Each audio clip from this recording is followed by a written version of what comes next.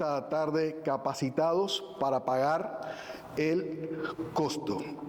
Alguien dijo esto, y yo sé que ustedes saben quién fue el que lo dijo. De oídas te había oído, mas ahora mis ojos te ven.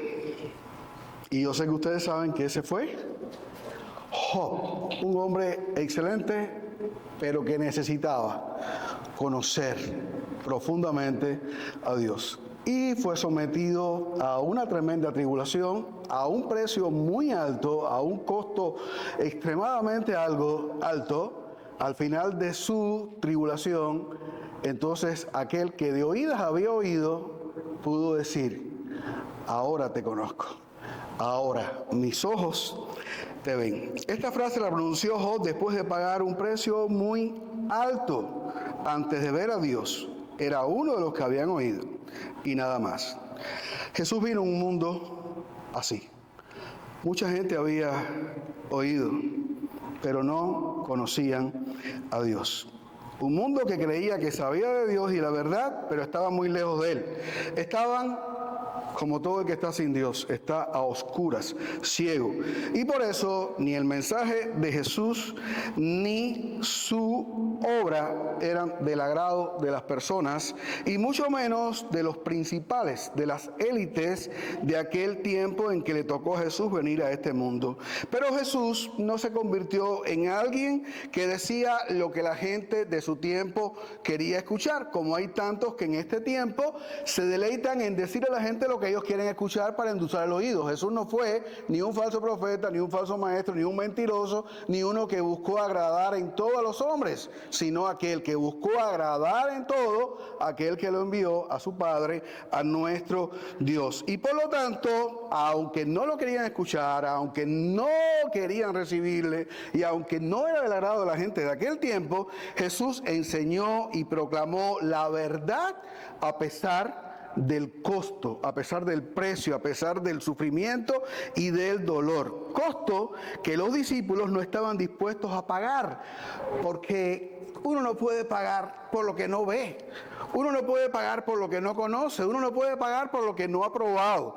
Así que por lo tanto ellos no podían pagar un costo porque no veían con claridad, porque eran parte del grupo de los que de oídas habían oído, pero todavía no habían llegado a entender quién era el que estaba delante de ellos. Y así como aquellos, hay muchos hoy en día. Amados hermanos, los discípulos necesitan entender claramente quién es Jesús. Los discípulos necesitamos entender claramente quién es Jesús. Nosotros necesitamos tener una cada vez mayor comprensión acerca de quién es Jesucristo. Y les invito a leer Marcos 8, 22 al 9, 1, porque allí vamos a saber para qué los discípulos necesitan entender claramente quién es Jesús. ¿Por qué los discípulos necesitan entender esto? ¿Por qué tú y yo necesitamos entender esto? Pues Marcos escribió para que pudiéramos conocer, para que pudiéramos entender, para que pudiéramos saber con claridad quién era Jesús. Marcos capítulo 8, 22 al 9, 1. 8, 22 al 9, 1. Dice el texto de esta manera: vino luego a Betsaida y le trajeron un ciego y le rogaron que le tocase. Entonces, tomando la mano del ciego, le sacó fuera de la aldea y escupiendo en sus ojos, le puso las manos encima y le preguntó si veía algo. Él, mirando, dijo: veo los hombres como árboles, pero los veo que andan. Luego le puso otra vez las manos sobre los ojos y le hizo que mirase. Y fue restablecido y vio de lejos y claramente a todos. Y lo envió a su casa diciendo: no entres en la aldea, ni lo digas a nadie en la aldea. Salieron Jesús y sus discípulos por las aldeas de Cesarea de Filipo, y en el camino preguntó a sus discípulos diciéndoles: ¿quién dicen los hombres que soy yo? Ellos respondieron: unos Juan el Bautista, otros Elías, y otros algunos de los profetas. Entonces él les dijo: vosotros, ¿quién decís que soy? Respondiendo Pedro le dijo: tú eres el Cristo. Pero él les mandó que no dijesen de esto de él a ninguno. Y comenzó a enseñarles que le era necesario al Hijo del Hombre padecer mucho y ser desechado por los ancianos, por los principales sacerdotes y por los escribas, y ser muerto y resucitar después de 3 días. Esto les decía claramente. Entonces Pedro le tomó aparte y comenzó a reconvenirle. Pero él, volviéndose y mirando a los discípulos, reprendió a Pedro diciendo: quítate de delante de mí, Satanás, porque no pones la mira en las cosas de Dios, sino en las de los hombres. Y llamando a la gente y a sus discípulos les dijo: si alguno quiere venir en pos de mí, niéguese a sí mismo y tome su cruz y sígame. Porque todo el que quiera salvar su vida la perderá, y todo el que pierda su vida por causa de mí y del Evangelio la salvará. Porque ¿qué aprovechará al hombre si ganare todo el mundo y perdiere su alma? ¿O qué recompensa dará el hombre por su alma? Porque el que se avergonzare de mí y de mis palabras en esta generación adúltera y pecadora, el Hijo del Hombre se avergonzará también de él cuando venga en la gloria de su Padre con los santos ángeles. También les dijo: de cierto os digo que hay algunos de los que están aquí que no gustarán la muerte hasta que hayan visto el reino de Dios venido con poder. Oramos. Señor, gracias, porque tú eres Dios y nosotros somos tu pueblo. Nos exponemos a tu palabra, Señor. Que tú hagas la obra para la cual tú la envías. Y que tu Espíritu pues nos edifique, nos exhorte, nos consuele y nos llene de ti en esta hora. Permítanos, Señor, sin temor, expresar lo que tú quieres. Te lo pido humildemente en el nombre de Jesús, tu Hijo amado. Amén, Señor. Así que, hermanos, estamos frente a un texto que no es fácil.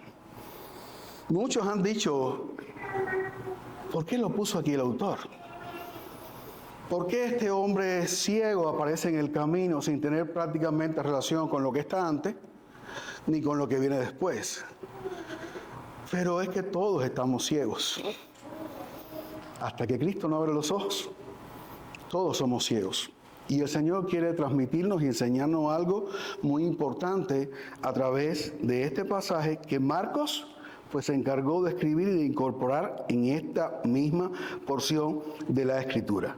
Así que, ¿por qué los discípulos necesitan entender claramente quién es Jesús? Pues en primer lugar, encontramos, para responder la pregunta, esta historia de este hombre ciego, que no se quedó ciego. ¿No es cierto? Jesús hizo el milagro de que él pudiera ver con toda claridad. Amados hermanos, al llegar a este punto del Evangelio de Marcos, ya Marcos previamente nos ha dado de múltiples maneras evidencias de quién es Jesús, por medio de mostrar su poder, su autoridad. Pero antes de revelarnos a qué vino Jesús, nos presenta este relato de este hombre ciego.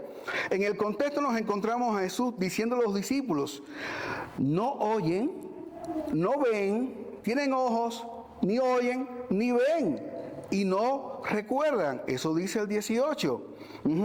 Teniendo ojos no veis, y teniendo oídos no oís, y no recordáis. Es decir, ellos se habían hecho duros para entender quién era Jesús.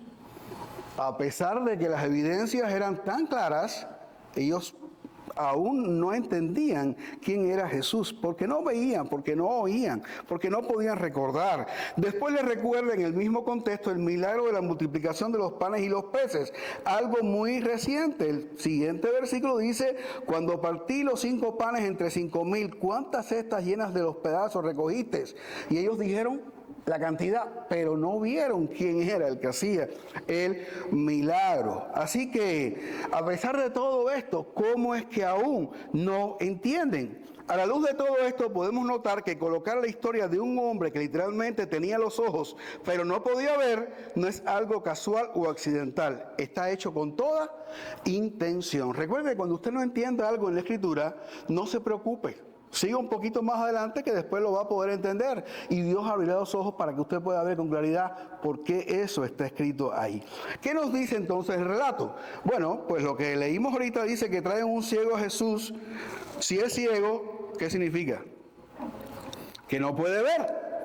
El ciego anda a oscuras, no ve ni la luz, está en su estado natural, no ve absolutamente nada. Y el hombre natural dice que espiritualmente tampoco puede ver nada, ni entender nada acerca de Dios. Así que estaba en los dos estados, ciego de un lado y ciego del otro. Por lo que Jesús, dice el texto, lo guía de la mano, tomándole y llevándole fuera de la ciudad. Jesús no quería fama, Jesús no quería ser el centro, Jesús quería en todo momento hacer lo que vino a hacer en su debido tiempo y en su debido orden, y por eso lo sacó fuera de la ciudad, lejos de los reflectores. Y simplemente estando en ese lugar, como nos sacó a ti y a mí del tumulto del centro de atención y nos llevó a un lugar aparte y nos abrió los ojos, así lo hizo con este ciego. Cristo se acercó, lo tomó de la mano, lo sacó de la ciudad, ¿y qué hizo? De la manera que usted podría entender que es bastante prosaica. Ok, escupió los ojos. Con su saliva Jesús usó ese elemento y poniendo las manos encima de los ojos le preguntó si veía algo. Y el ciego respondió lo que vemos en el versículo 24. Dice que veía a los hombres como ¿qué? Como árboles. Es decir, que ya no era tan ciego. Veía algo, pero no podía distinguir con claridad lo que estaba mirando. Así que por lo tanto algo había sucedido, ya no estaba en tinieblas, pero el milagro no había sido desarrollado a plenitud. En este día hay mucha gente que usa este texto para manipular a las personas. Esta gente que se dedican a hacer milagros y a hacer sanidades y a hacer prodigios y todas estas cosas, muchas veces dicen que no, que ellos hicieron una parte, pero que a la gente le faltó la fe. ¿Ok? O que hicieron una parte y después se va a completar más adelante. Jesús no hace milagros a medias. Jesús no hace ninguna obra a medias. La hace completa. El propósito aquí no era tanto el milagro, sino ¿qué cosa? La pedagogía. Era enseñar. Era que ellos entendieran a través de aquella acción su necesidad y lo que tenían que darse cuenta. Así que el hombre aún no veía plenamente. Entonces Jesús puso, dice el texto, otra vez sus manos sobre los ojos y él miró fijamente y fue restaurado. Y entonces sí lo veía todo con claridad. Claramente vio todo. Fue restablecido y pudo ver con claridad todas las cosas. Entonces Jesús le dijo al hombre, vete a su casa, diciéndole, no entres a la aldea, ni lo digas a nadie de la aldea. Por medio de este milagro, Marcos, milagro en dos partes, quiere darnos a entender algo. La progresión gradual de los discípulos hacia el entendimiento espiritual. Por la gracia de Dios, llegamos a la luz. Por la gracia de Dios, ellos ya no estaban en tinieblas, pero como el ciego, en la primera parte del proceso tampoco veían con claridad. Pero no se quedaron así. Un poquito más adelante pudieron verlo todo. Igual que nosotros, y esto va a suceder en la consumación de los tiempos. Cuando lleguemos a la presencia de Dios y podemos ver todo con total claridad. ¿Ok? Al igual que Job pudo ver a Dios perfectamente, y al igual que Pablo dice en 1 Corintios, que ahora vemos por espejo, oscuramente, más entonces veremos cara a cara. Llegará un día en que vamos a verlo todo en su máximo esplendor. Pero esta es una enseñanza para sus discípulos y para nosotros. Es como si dijera, ok, ahora no lo pueden entender todo, ahora ven parcialmente, pero llegará un día en el que todo será revelado. En el primer intento no es que fuera fallido lo que Jesús hizo, sino que Cristo mostró la luz al ciego, lo pasó de las tinieblas a la luz, y en el segundo intento le mostró plenamente su rostro. ¿A qué se parece esto? Tu experiencia y la mía. Desde que alguien nos empezó a predicar el Evangelio, hasta que creímos, ¿qué sucedió? Pasó un tiempo en que fuimos progresivamente mirando y mirando hasta que podemos, ¿qué cosa? Entender y darnos cuenta de quién es el que nos ha salvado, de quién es el que nos ha alcanzado, quién es el que está tratando con nosotros. Así que, hermano, no te sientas abandonado si hoy tú no ves con claridad. En la iglesia hay personas con diferente tiempo en el Evangelio, con diferente nivel de conocimiento, y alguno de los que va tal vez más rezagado puede sentirse mal porque yo no estoy viendo lo que está viendo él, o porque yo no estoy entendiendo lo que está entendiendo el otro, o porque yo no soy capaz de discernir lo que otro está discerniendo. No te preocupes, no te compliques la existencia, sigue caminando. Sigue andando, sigue sirviendo al Señor. No te sientas mal. Algún día tendrás todas las respuestas. Algún día verás el rostro de Dios. Confía, estás en el camino al cual te va a conducir a la misma presencia de Dios. Todos estamos en el proceso de llegar, de ver plenamente el rostro de Cristo. Recuerde, ninguno somos una obra perfecta. Ninguno es una obra terminada. Acuérdate lo que dijo Pablo a los Filipenses, estando persuadido de esto, que el que comenzó en vosotros la buena obra, la perfeccionará hasta el día de Jesucristo. Así que esa es la razón de que por qué ahora no puedo verlo todo. Lo vas a ver, lo vas a conocer, pero estoy convencido que hoy sabes mucho más que ayer, que hoy entiendes mucho más que ayer, que hoy estás más preparado para hacerle frente a cuestiones, a tribulaciones, a desafíos de lo que estabas ayer, aunque sé que hoy no tengas toda la respuesta. Todo esto lo hace sin dudar el que nos está guiando a toda la verdad. Terminamos entonces esta parte del ciego real, del ciego natural. Pero ahora vamos a pasar a la parte de los otros que no eran ciegos, pero tampoco podían ver, no podían darse cuenta de lo que estaba sucediendo y quién estaba delante de ellos. En segundo lugar, Jesús es el Cristo que habla claramente acerca de lo que vino a ser su muerte y su resurrección. Dice el versículo 22. Vino a Betsaida, se encontró al ciego, y en el 27, ¿qué encontramos? Que Jesús y sus discípulos van ¿a dónde? A Cesarea de Filipo. Y en el camino Jesús habla con ellos y les pregunta acerca de quién dicen los hombres que yo soy. A él no le importaba la opinión que la gente tenía sobre él. Sin embargo, es bueno hacer la pregunta. Y es bueno que los discípulos puedan aclarar sus ideas y pensamientos acerca de él. Profundizar en sus convicciones, algo que Jesús sabía perfectamente lo que ellos sabían, lo que ellos pensaban, pero que ellos tienen que sacarlo afuera para poder edificar, para poder enseñarles realmente lo que él quería. Así que, ¿qué dicen ellos? Bueno, unos que tú eres Juan el Bautista, otros que tú eres Elías, y otro que tú eres alguno de los profetas. ¿Qué mencionaron estos discípulos? Sí, tú eres un hombre que está a la altura de Elías, de Juan el Bautista, de algunos de los profetas, pero ninguno dio en la diana, ninguno dio en el blanco, ninguno se atrevió a decir tú eres el Cristo, al menos en esta parte de la pregunta. ¿Ok? Lo identificaron con un hombre de Dios, con alguien importante para Dios, con un siervo de Dios, pero no pudieron atreverse a decir quién realmente era él. Y recuerde que ya previamente Jesús había demostrado que era el Señor del día del reposo, que era Señor sobre la enfermedad, que era Señor sobre los demonios, que había caminado sobre el agua y había hecho prodigios.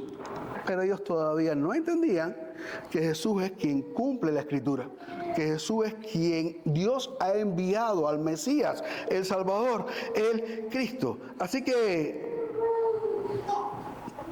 podemos entender entonces que si ellos que vieron tanto no podían discernir con claridad, la gente que hoy ha escuchado y tal vez ha visto, no es raro que tampoco puedan entender o puedan definir correctamente quién es Jesús. Yendo un poco más adelante les lanza la pregunta, ¿y ustedes quién dicen que yo soy? Versículo 29, ¿quién dices que soy? Y entonces Pedro le dijo, tú eres el Cristo. Así que tú eres el Cristo. A estas alturas ellos habían ya realizado un progreso en lo que ellos habían conocido a pesar de todo. Y cuando digo que a pesar de todo, recuerden que Jesús vino a este mundo a lidiar contra una gran oposición. Desde antes de nacer, después de nacido, y en su ministerio, todo lo que tuvo a su alrededor, ¿qué cosa fue? Enemigos. Aún los principales de Israel que podían haber entendido o descubierto quién es Jesús, nada entendieron, nada vieron, pero sí se opusieron a él en toda palabra, en toda obra, en toda acción, en todo lo que hizo. Fueron sus enemigos más encarnizados. Los discípulos estaban en medio de esa lucha, de esa confrontación. Así que tal vez tampoco ellos podían desarrollar la capacidad para verlo todo con total claridad. No obstante, ya Pedro se atrevió a decir, ok, dirán esto, aquello y lo otro, pero tú eres el Cristo. A estas alturas, pues, se nota que el tiempo que Jesús dedicó e invirtió en ellos dio resultado, aunque no tanto. Así que hay motivos para celebrar, pero todavía no se puede hacer la fiesta. Dice el versículo 30, pero él les mandó que no dijesen esto de él a nadie. ¿Por qué? ¿Saben por qué?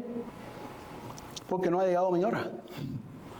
Porque cuando se supiera públicamente que Jesús era el Cristo, el Mesías, ¿qué tenía que venir? La cruz, la muerte. No había llegado el momento, hay que esperar, no lo publiquen. Por eso todos los milagros Jesús dijo, no se lo digas a nadie, vete a tu tierra, vete a tu gente, preséntase al sacerdote, pero no digas quién hizo el milagro, porque aún no ha llegado mi hora. Así que por lo tanto, estos discípulos... se cumple aquí lo que Jesús les dijo. Callaron la boca y no hablaron de esto a ninguna persona. Habiendo desbloqueado pues entonces Jesús un nivel, comenzó a comunicar a sus discípulos para qué vino. Dice el versículo 31, y comenzó a enseñarles que era necesario al Hijo del Hombre padecer mucho y ser desechado por los ancianos, por los principales sacerdotes y por los escribas y ser muerto y resucitar después de 3 días. Si ellos podían entender hasta ahora quién era Cristo, ahora podían darse cuenta no solamente de quién era, aunque levemente, sino también a qué vino. ¿Ok? Cristo no solamente vino a ser reconocido, vino a ofrecer un sacrificio, vino a servir, vino a entregarse como una ofrenda por el pecado. Así que Jesús les revela a ellos para qué vino. Y dice, y esto les decía claramente, entonces Pedro le tomó aparte y comenzó a reconvenirle. ¿Qué cosa es reconvenirle? Reprochar que él tenga que ir a Jerusalén, que tenga que ir a morir, que tenga que padecer, que tenga que sufrir. Recuerde que en la mente de ellos simplemente querían estar con Jesús todo el tiempo. ¿Se acuerda del monte de la transfiguración? Qué bueno que estamos aquí, Señor. ¿Por qué no hacemos un arreglo floral, algo así, para ti, para Elías y para Moisés, para quedarnos aquí? ¿Qué tiempo? Ya este es nuestro cielo, no queremos ir a más ningún lugar, queremos estar contigo por siempre. Pero no es eso lo que Jesús vino a hacer. Él vino a morir en la cruz. No vino a subir un monte, vino a subir a una cruz para salvar al pecador, para salvarnos a nosotros. Así que en la mente de Pedro se produce un cortocircuito. ¿Cómo es posible que este que dice que es el Mesías, que es el Cristo, tiene que morir? Si la gente de su tiempo no entendió nunca, ni creyó nunca que el Mesías tuviera que dar su vida. Ellos habían ignorado Isaías 53. Ellos desconocieron el capítulo más importante tal vez del Antiguo Testamento, Isaías 53, que habla acerca del dolor, del sufrimiento, del padecimiento del siervo de Dios, que viene a morir, que viene a salvar a su pueblo, pero por medio del sacrificio de su propia vida. Ustedes saben que hasta el día de hoy los judíos no leen Isaías 53. Por eso están tan perdidos y no entienden nada cuando tú le predicas acerca de Jesús, porque lo han sacado de su historia. Porque no lo quieren ver, porque no quieren saber acerca de este pasaje. El siervo de Dios será despreciado, rechazado, oprimido y afligido. Ante estas palabras de Jesús, Pedro lo censura, lo amonesta y le prohíbe decir que él tiene que morir. Por eso dice el texto, lo comienza a reconvenir, lo comienza a reprender y a exhortar para que no tenga que cumplir la voluntad de Dios. ¿Qué es señal de todo esto? ¿Qué muestra todo esto? Un médico hace un diagnóstico y tú, como alguien que conoce del plan de Dios, ¿qué te puedes dar cuenta? De que estaba perdido.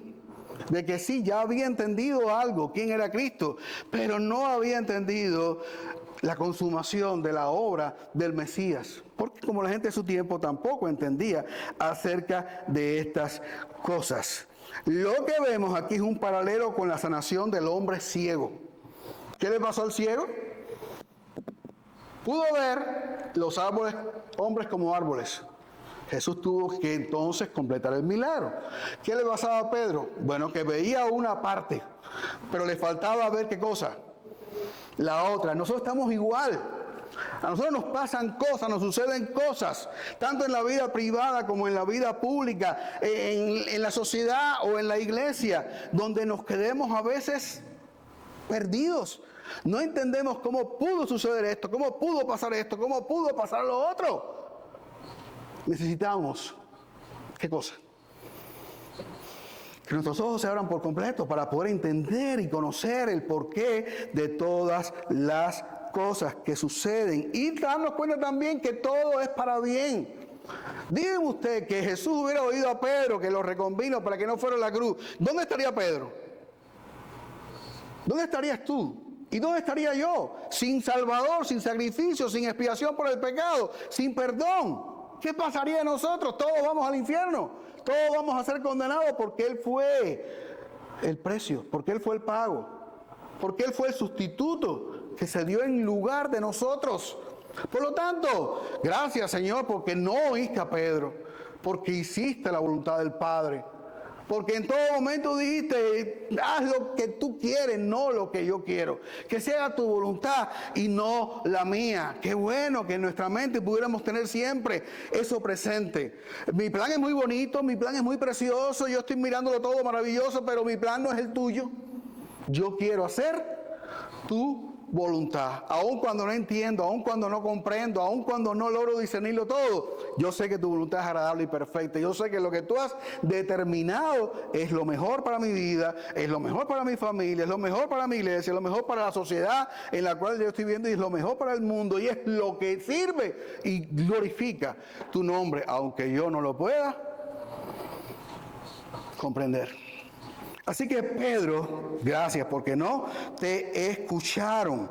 Así que por lo tanto Jesús lo reprende y le dice,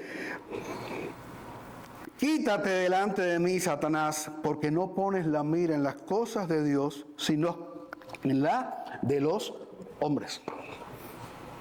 Quita los ojos de donde estás mirando, mira a Dios. Ponte a cuentas con Dios, ponte de acuerdo con Dios, acepta la voluntad de Dios. Así que el que fue a reprender, ¿cómo salió? Salió reprendido. Jesús le dio y le dio duro. Así que por lo tanto, ¿qué falta nos hace a nosotros de vez en cuando? Que Jesús también nos zarandee, que Jesús nos reprenda, que Jesús nos ayude a entender, a ver. Que abra nuestros corazones y nuestras mentes para darnos cuenta que lo que tenemos lo tenemos a Él. Y lo demás, ¿cómo puede ser? Puede estar y no puede estar y no pasa nada. Quien tiene que estar, quien tiene que obrar, a quien tengo yo que seguir y obedecer, ¿a quién es? Al Señor. Aún a la cruz. Aún a la cruz. El mundo no tiene nada para mí que sea agradable, que sea bonito, que sea realmente bueno para mi bien. Es en la cruz donde está el bien, lo bueno y lo agradable, lo bonito y lo hermoso que Dios nos dio a nosotros a través de un Salvador perfecto. Dice entonces el 34 que Jesús llamó a las personas. Jesús desafía a la gente y a sus discípulos a seguirlo a Él sin avergonzarse para ver claramente su reino. Y les dijo esto: si alguno quiere venir en pos de mí, néguese a sí mismo y tome su cruz y sígame. Porque todo el que quiera salvar su vida la perderá, y todo el que pierda su vida por causa de mí y del evangelio la salvará. Porque ¿qué aprovechará al hombre si ganare todo el mundo y perdiere su alma? ¿O qué recompensa dará el hombre por su alma? El hombre ciego, milagro en dos partes, para demostrar la necesidad que tenían los discípulos de que entendían una parte, pero que tenían que entender también la otra. Y después de entender, y después de comprender, y después de saber qué es lo que toca, aceptar el reto, seguir a Jesús. Por eso dice el texto que llamando a la gente y a sus discípulos les digo, si alguno quiere venir en pos de mí, niéguese a sí mismo y tome su cruz y sígame. Jesús llama entonces a rechazar la vida más fácil, motivada por una creencia fácil, egoísta y carnal.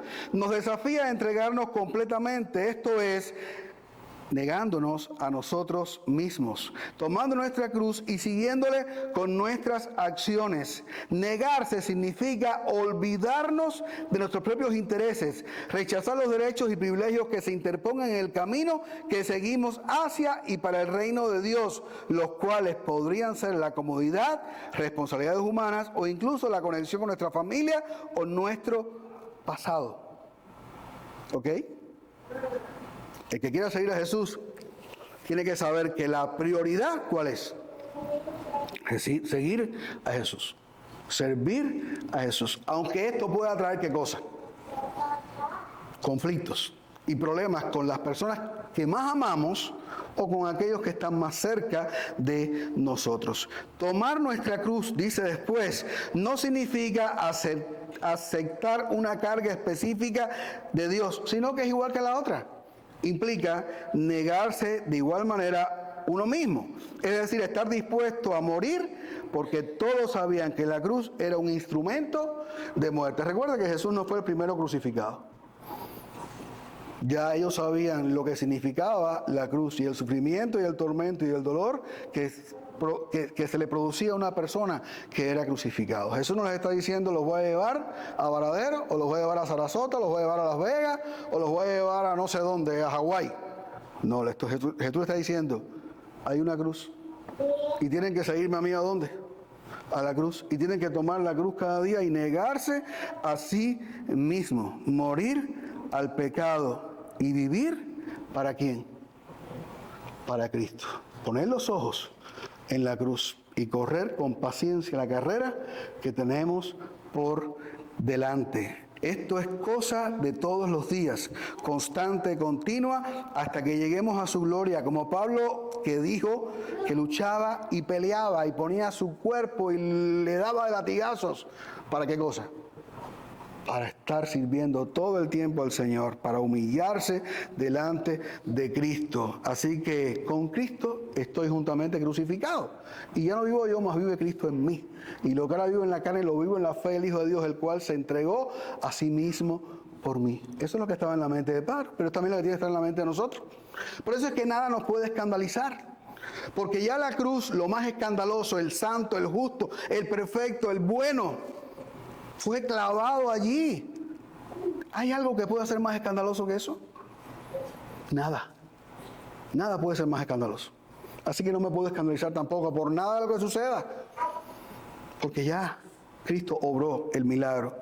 Porque lo que tengo que hacer es seguirle a pesar de lo que suceda, pagando en todo momento el costo. Esto es seguir a Jesús. Esto es morir al pecado y vivir para Cristo. ¿Y por qué tenemos que hacerle caso a Jesús? La respuesta está en los versículos 35 al 37. Porque todo el que quiera salvar su vida, la perderá. Y todo el que pierda su vida por causa de mí y del Evangelio, la salvará. Porque ¿qué aprovechará el hombre si ganare todo el mundo y perdiere su alma? ¿O qué recompensa dará el hombre por su alma? Todo el que pierda su vida por causa de mí y del Evangelio la va a salvar. ¿Algo más te puede dar a ti salvación que no sea Cristo? ¿Alguien más ha pagado por ti para salvarte? ¿Tú crees que puedes hacer algo más, invertir tu vida en cualquier otra cosa que te pueda granjear la simpatía de Dios? Que te pueda granjear la salvación que solamente Dios da a los que creen en Cristo arrepentidos y con fe. No. Ningún desafío en este mundo, ninguna obra en este mundo, la más caritativa, la más altruista, no sirve. La única obra es seguir a Cristo. La única obra es estar dispuesto a morir por Él, porque has creído en Él, porque lo has conocido a Él, porque lo has visto a Él. Así que por lo tanto, habrá persecución, también puede que venga la muerte. Es algo que todos los seguidores de Cristo debemos tener en cuenta. Va a haber sufrimiento, va a haber padecimiento. ¿Qué aprovechará el hombre si ganare todo el mundo y perdiere su alma? El Señor Jesús mostró que el alma tiene un valor incalculable. Vale más que todo lo que el mundo entero puede ofrecernos. Una vez perdida, no hay cómo rescatarla. Este es el tiempo de invertir todo en el Señor. La pérdida que se enseña es irrevocable, pues no podrá llevar consigo aquello que ha ganado aquí abajo. La Biblia lo ilustra gráficamente en la parábola del rico insensato. ¿Se acuerdan de esa parábola?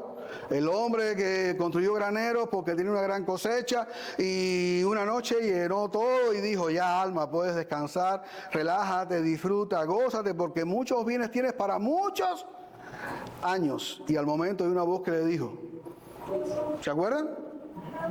Necio, ¿de qué te vale todo eso? ¿De qué te sirve si hoy vienen a pedir tu alma? ¿Dónde invertir? ¿Dónde entregar? ¿En dónde trabajar? En las cosas del Señor, porque todo lo demás lo vas a perder si lo siembras en este mundo. Jesús dijo: porque el que se avergonzare de mí, de mis palabras, en esta generación adúltera y pecadora, el Hijo del Hombre se avergonzará también de él cuando venga en la gloria de su Padre con los santos ángeles. Cambiar a Cristo por cualquier cosa, siendo cristiano, es avergonzarse de él.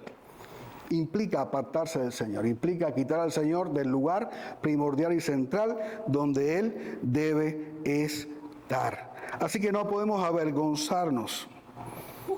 Para salvarnos de la muerte y la condenación del que pagó el precio de nuestros pecados, del que por la fe nos declara en su gracia justos ante Dios, del que hizo la paz y nos libra de la ira de Dios, de aquel que con su sangre ofreció una ofrenda perfecta que nos hace hoy perfectos a los ojos de Dios.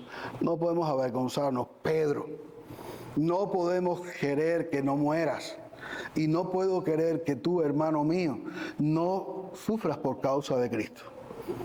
La iglesia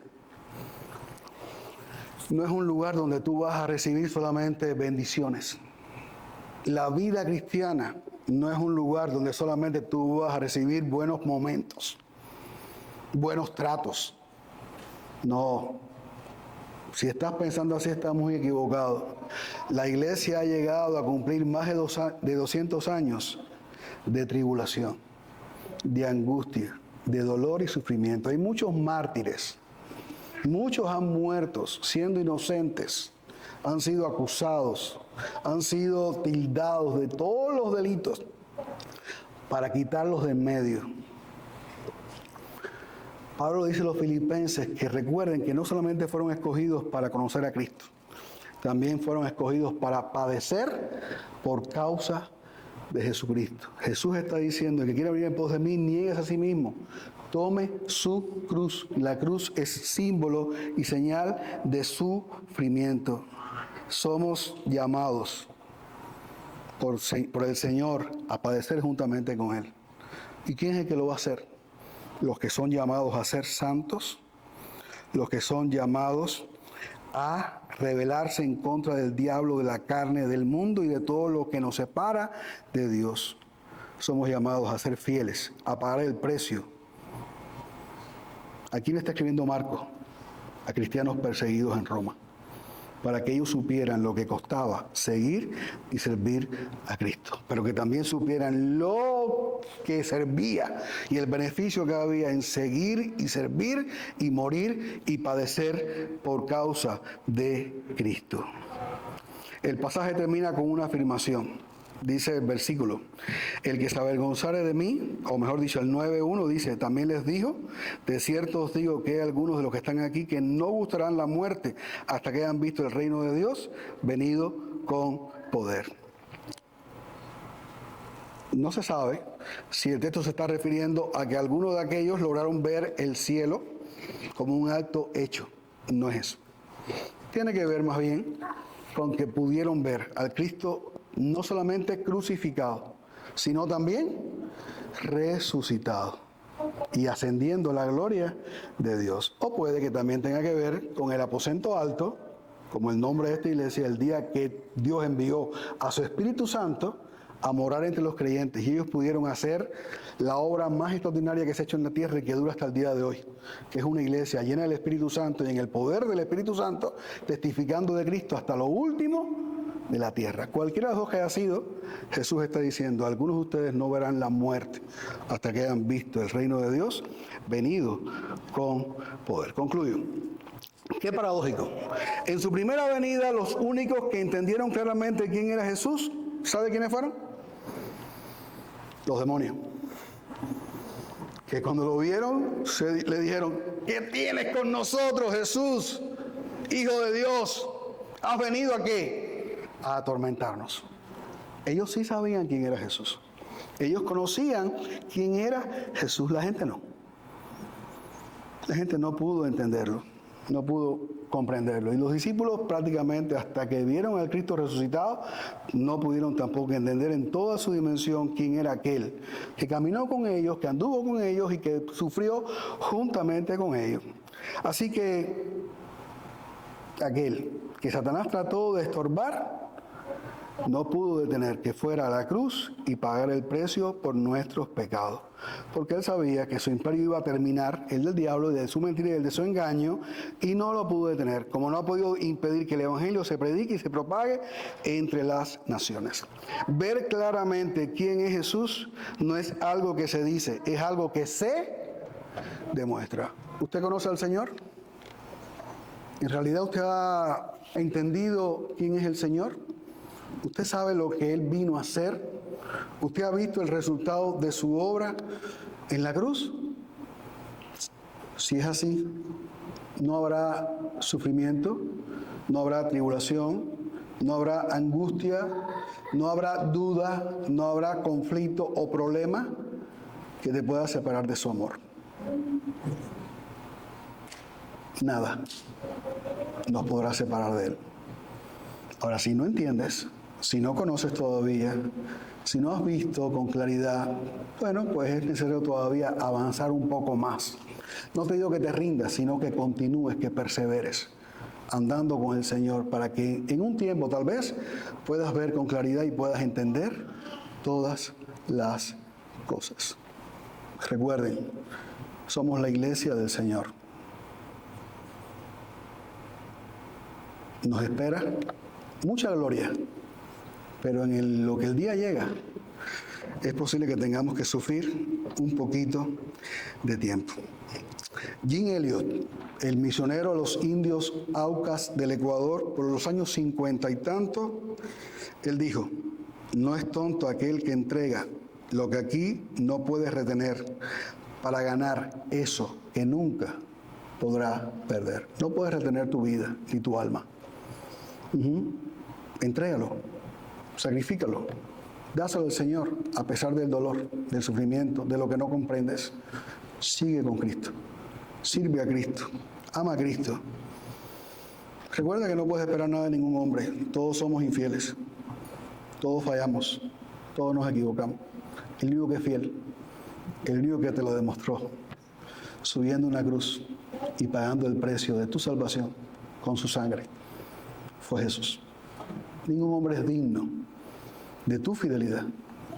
El único que es digno de que tú le sigas fielmente y le sirvas fielmente es Jesucristo, quien compró tu alma al precio, a un alto precio, su sangre. Aunque no lo veas o lo entiendas todo, es hora de venir a la cruz, el único lugar desde el cual se puede contemplar plenamente la gloria de Dios y poder decir entonces, como Job, después de una tribulación tremenda, de oídas te había oído, mas ahora mis ojos te ven. Señor, gracias.